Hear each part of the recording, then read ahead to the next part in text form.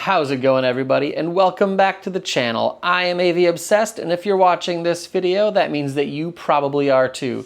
And today I am finally doing my review of the Eversolo DMP-A8 reference network music streamer. And I'm going to be doing a little bit of comparison to my previous reference network music streamer, the Bluesound Node Icon. So, if you are not already subscribed, click that subscribe button down below, and if you make it halfway through the video or more, then maybe consider giving me a like. I am trying to grow this channel, and if you like this kind of content, audio reviews, advice, stuff like that, I try to put out at least one video a week, and so yeah, make sure that you like and subscribe.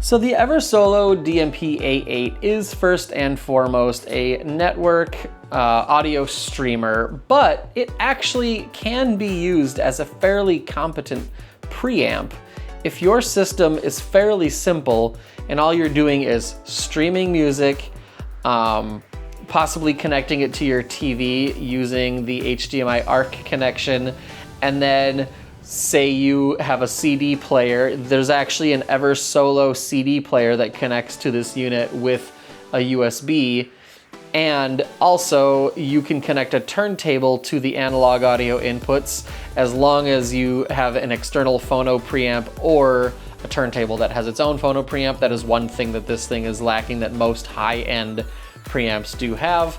But yeah, it's not just an audio streamer. It can be used as the full-on preamp for some systems, depending on what you're connecting to it. So that gets me firstly into kind of the physical aspects of this device. First of all, it's beautifully built. It's pure hi-fi goodness. It's all made out of aluminum, the entire chassis, with a very, very nice black powder coat finish. It's got a very good sized volume knob on the front that also is a clicky knob, so you can click that in to like basically to power on and off the device and stuff like that. And then you have a large touch screen. It's not quite as cool as like a Hi-Fi Rose, where the touchscreen goes all the way across the front of the unit, but it is still a pretty nice touchscreen. My one complaint I would say, and this is, all of my complaints for this device are going to be very minor, but I do wish that the LCD screen that they used here for the touchscreen was a little bit higher contrast. You can quite easily see the backlight from the screen blaring through the LCD display panel. And around back, you get basically anything that you could, every connection that you could want, except for, like I said, it does not have a built-in phono stage. But you do have balanced and unbalanced outputs, which you can connect to a preamp or directly to a power amplifier, and then you use the volume attenuation that is built into this unit. And then you have balanced and unbalanced inputs as well, via XLR and RCA. So if you have an analog device that you want to connect to this thing, like I said, such as a turntable that has its own phono preamp built into it, or you're using a turntable and an external phono preamp, you can go into the RCA or XLR audio ins on the back of this device. And then you've got a 12-volt trigger out, so this thing will trigger your power amp to turn on if you are just basically using this as a preamp going out to a power amp. And then you've got a pretty good selection. I mean, it's pretty much everything that you could want for digital audio ins, so that if you wanted to use this as just a DAC, you've got 2 coaxial, 2 optical, the full-sized USB-B, and HDMI ARC connection. And then for digital audio outs, again, you have pretty much everything that you could want for digital audio outputs, such as the optical toslink, coaxial, 2 USBs, and they're both labeled as USB 3 speed, although I don't think that's really necessary because audio doesn't use that much bandwidth, so you shouldn't need USB 3.0 speeds. And then what I think is most important, it has an I2S output on it. And that's really interesting to me. One thing that the DMP-A8 has that Eversolo's top of the line streamer, the DMP-A10, which costs twice as much as this unit, this actually has that I2S HDMI output. The DMP-A10 doesn't have that. Super odd to me. Maybe they're thinking, and like their logic is, if you buy the DMP-A10, you're going to use the built-in DAC. There's no way you're going to try to like use something higher end than that, so they didn't feel the need to put the I2S output on it. But I would have liked to see it on that unit as well, like it is on this one. It's actually part of the reason I chose this over the A10. And then you've got your Ethernet port input. You got 3 little baby Wi-Fi antennas, and another thing that I like to see, full-sized C13 power connector, and then you've got your on-off power switch back here. And now I just real quick want to show you an awesome feature of all of the Eversolo streamers. Mine happens to be the DMP-A8, but if you have a DMP-A6, Gen 1 or Gen 2 Master Edition or not, the DMP-A8 or the DMP-A10, they all have this little door at the bottom with a single screw that holds it into place. So if you just take a standard small Phillips head screwdriver and unscrew that one little screw right there, make sure you don't lose it because that is the only one you get, but it is also the only screw in this whole installation process. So you pull that little door off, now you have access to an M.2 NVMe drive bay. Now, if you're not a turbo nerd like I am, you may not know what an M.2 NVMe drive bay is, but essentially it's a bay to put in one of these. Now this is an M.2 NVMe SSD. And like I said, most people aren't a turbo nerd like I am. A M.2 is the name of the form factor. And more specifically, this is an M.2 2280 SSD. So the reason they call it that is because it's 22 millimeters this way by 80 millimeters this way, aka just under an inch this way and just over 3 inches this way. It's about the size of a stick of gum. And what this allows you to do is store thousands of files locally on this drive inside of this device. And let me show you how easy it is to install. It's completely toolless. There's this little plastic loop right here, and when you lift up on that, basically it pulls this little plastic pin out of this hole right here. Now, basically you pull that up and out of the way, and this little half circle cut into the back of the M.2 2280 SSD basically will line up with that hole where that pin is going to go, because that's what holds it into place on this end. This end is going to be the data side. This is the side that makes its connection to the unit here. And essentially all you have to do is kind of stick it in there and line up this little groove here with, there's a connector inside of there where there's pins that aren't there, and there's a little notch like thing right there. So you just line that up and you push it into place. Sometimes it's a little finicky because of the fact that it's down inside of the unit here. And one thing that's kind of funny about this process is this is exactly the same as the process for installing an SSD into a PS5. So now that I've got it into the connector here, you can see it kind of wants to stick up like this. That's how it's designed to work though. Like basically once you push down on the drive, then you're putting tension on those pins inside of that connector. And then you just rotate this thing back into the right position, and you stick that pin back into the little hole at the end of the SSD, and that holds it into place. So now that SSD is installed, and if I power on this unit, it is going to recognize that it has local storage now that can be formatted by this device and can be accessed on your network. So you can drag and drop audio files, not audiophile people, audio F-I-L-E-S, from your PC onto this unit and play them directly on this unit versus relying on streaming. Another thing that's really cool about that is if you buy the Eversolo CD player that connects to this unit with USB, you can actually rip your CDs directly to the drive that's in this unit, so you don't have to mess around with your CD collection every time you want to listen to a certain song that you have on a certain CD. So that's really cool. It's super easy, like I just showed you. Anybody can do it. You don't have to be a turbo nerd like I am. And yeah, it works really, really well. And then going over the connectivity options on the Bluesound Node Icon, it's a much smaller unit and it has a lot fewer connections on the back. It still has like a pretty decent complement of connections. One thing that I'm not a fan of is the little, I believe it's called a C8, like non-polarized power cord. I feel like they had enough room. They could have put a full-size C13 power connector on here. Not necessarily because this unit needs the higher power envelope that a C13 can deliver, but just because it's easier for aftermarket power cords. And then you've got the HDMI ARC, which is very, the same as the Eversolo. And then you've got two USBs and an Ethernet. And then you've got optical in and out, coaxial in and out.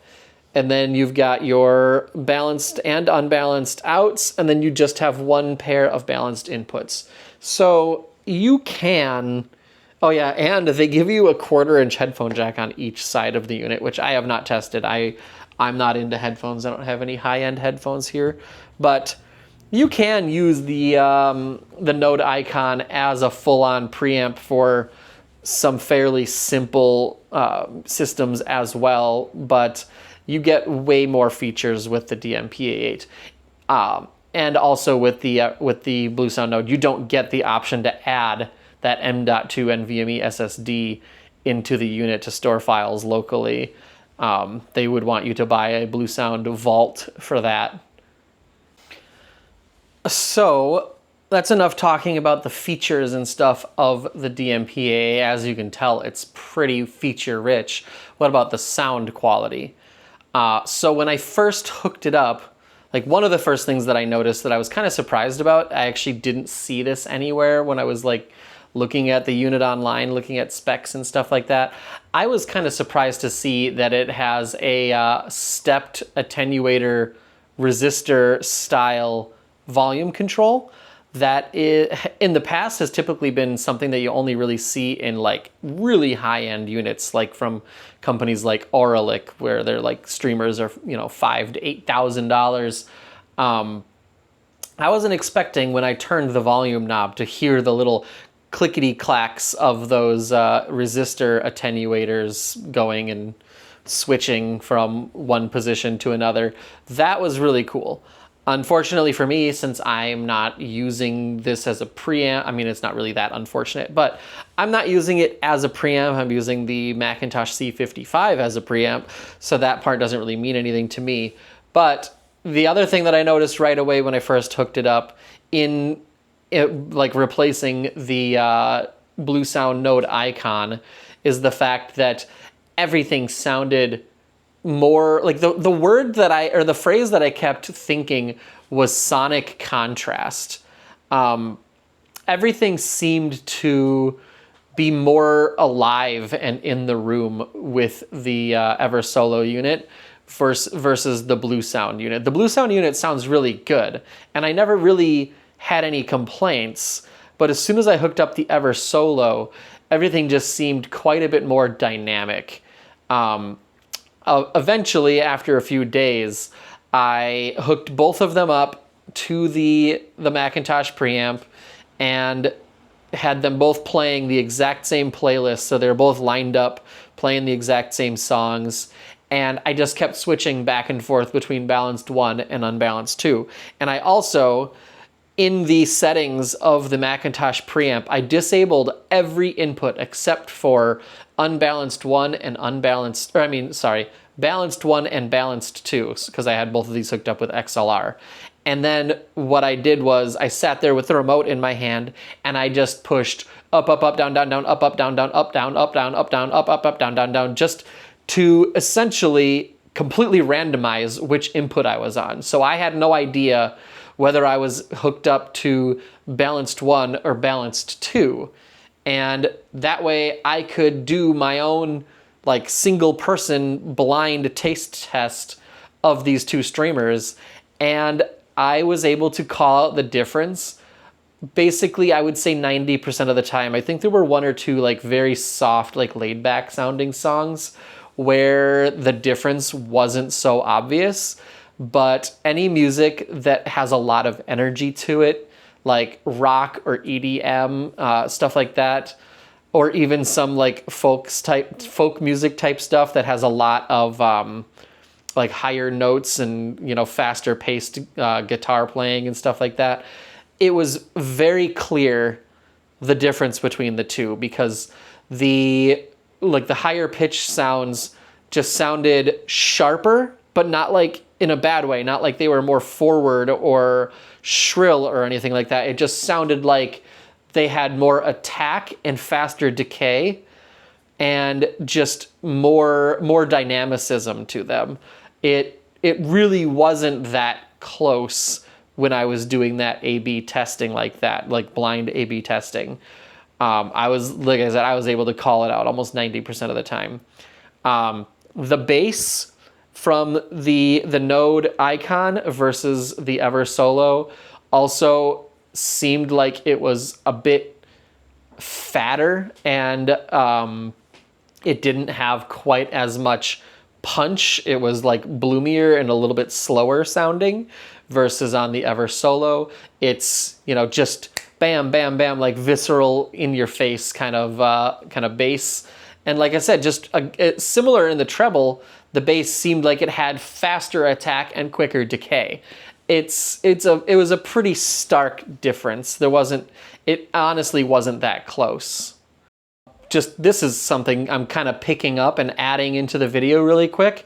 One thing that I was kind of shocked about with the Eversolo unit was the fact that I was listening to music one day for a fairly long period of time, and it was, you know, just playing along flawlessly, like no skips or like long pauses, or like times where the music was sitting there buffering, like nothing. It was just perfectly just sitting there playing along, no problem.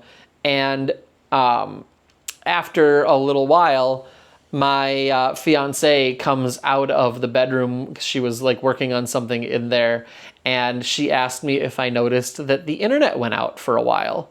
And I asked her, I didn't notice, and I'm just like, how long was the internet down? And she said it had to be at least 5 minutes. And the Eversolo never stopped playing that entire time. So I have a feeling that this Eversolo streamer is essentially buffering at least one full song when you're streaming music. That way, if you have a network connection issue, it's just going to be able to pick right back up and keep going, because I never noticed that the internet went out on me at all. And in I think it's probably been at least a month that I've had it now.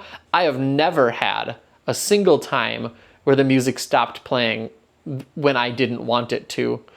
Versus in the, like, you know, I don't even know how long it's been, probably at least 6 months now that I've had the Bluesound unit. I have had a few times where the music cuts out for some reason or another. It hasn't been bad, but the Eversolo has been flawless. So yeah, I think with all of the extra features that you get with the Eversolo, I never even mentioned the fact that it just basically runs their own custom skin of Android on the unit. So you can actually run Apple Music natively on this device. There are a few other devices that can do that, but most streaming devices, you have to use AirPlay if you're an Apple Music user. versus this thing can run Apple Music directly on the unit. So that's kind of nice. I'm not an Apple Music user, but I know a lot of people are, so that's a really good selling point for this unit. That's something that you wouldn't be able to do with the Bluesound Node, any of the nodes. So I would say for the extra features that you're getting out of the Eversolo, even if the sound quality somehow was identical between the two, which it's not, I would say that the price difference, which is $780 before tax, because the Bluesound Node Icon is coming in at $1,000 in American monies right now, versus the Eversolo DMP-A8 comes in at $1,980. So yeah, you got a $780 price difference. I would say even if the sound quality was identical between the two, I would still buy the Eversolo unit over the Bluesound Node Icon, but the sound quality isn't exactly the same. The sound from the Eversolo is noticeably, like instantly noticeably better in my mind. The only way I could see somebody liking the sound of the Node Icon instead of the Eversolo unit is if you have some particularly bright forward sounding speakers and you're looking for a unit that's going to kind of tame that a little bit.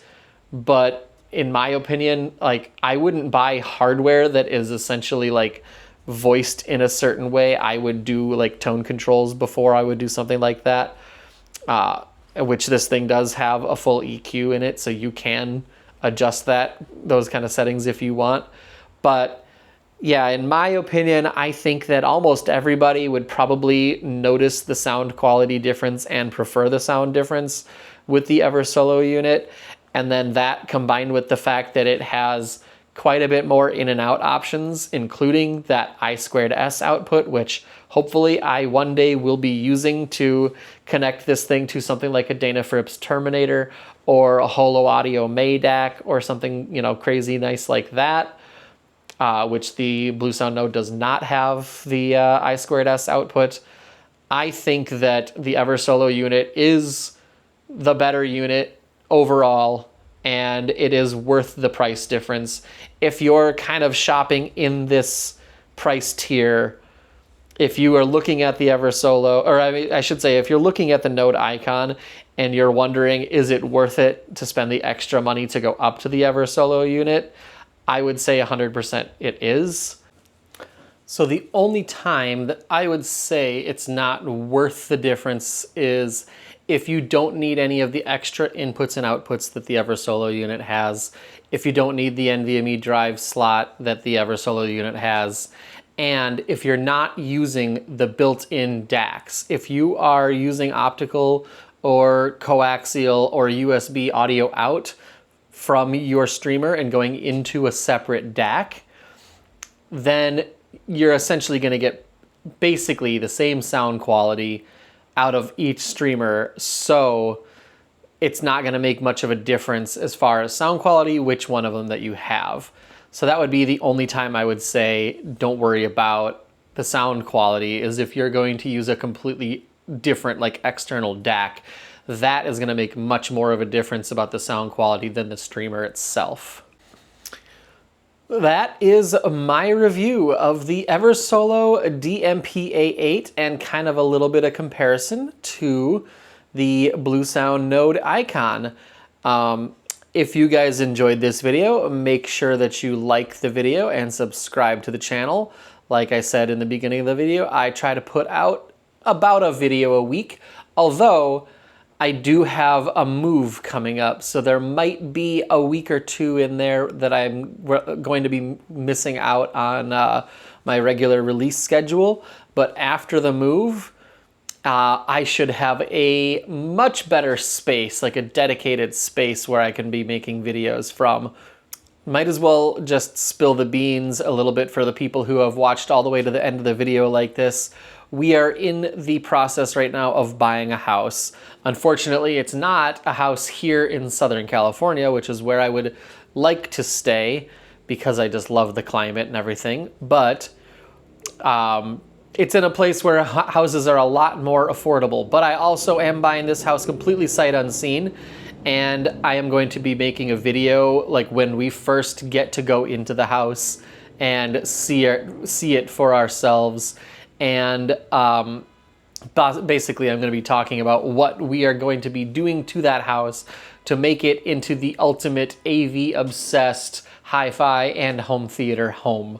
So if you guys think that that sounds interesting, make sure that you subscribe to the channel and look forward to those videos coming out in the not too distant future.